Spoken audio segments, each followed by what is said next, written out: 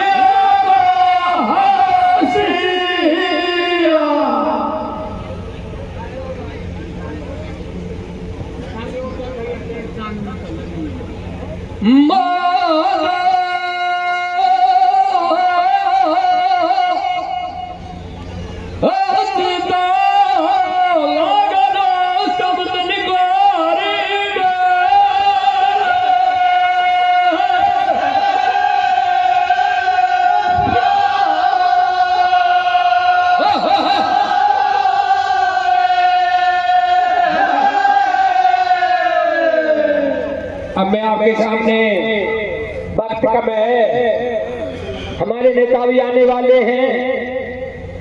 रसिया में कथा पेश करता हूँ। नवल देखो विवाह और जन्म, कैसे जन्म होता है, कैसे इसका विवाह होता है, आपके सामने रसिया में पेश करता हूँ सज्जनों।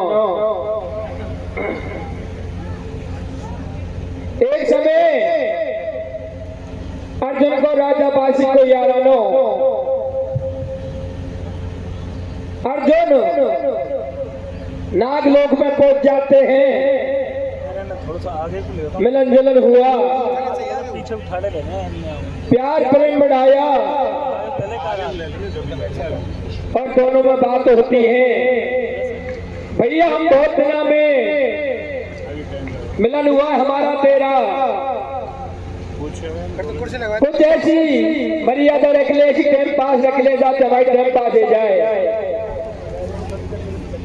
एक चौपर का खेल बिछा दिया राजा बासिक ने, शर्त रख दी भैया इस बाजी में जो हार जाएगा जीतने वाले के लड़के के साथ में शादी करेगा। अर्जुन यह करता है सज्जनों, और राजा बासिक में अर्जुन में चौपड़ का खेल चालू हो जाता है। बड़े वक्त की बात, और राजा बासिक चौपड़ में बाजी खा जाते हैं।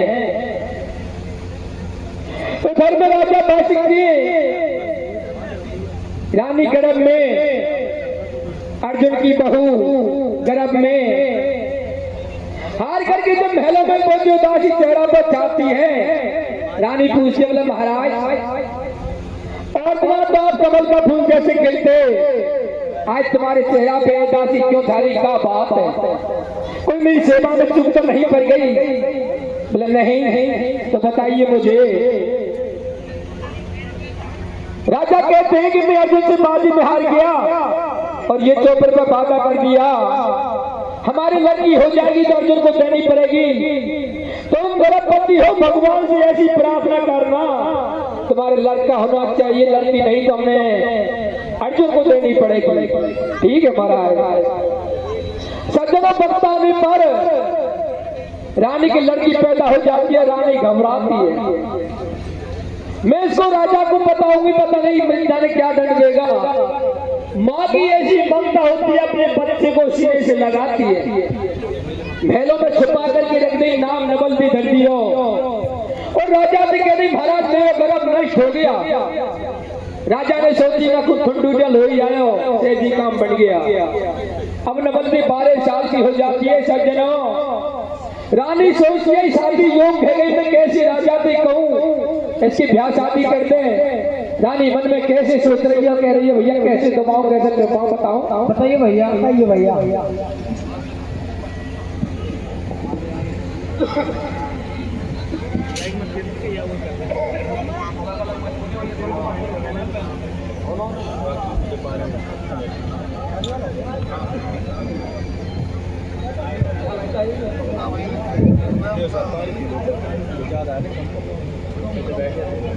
दो बेरे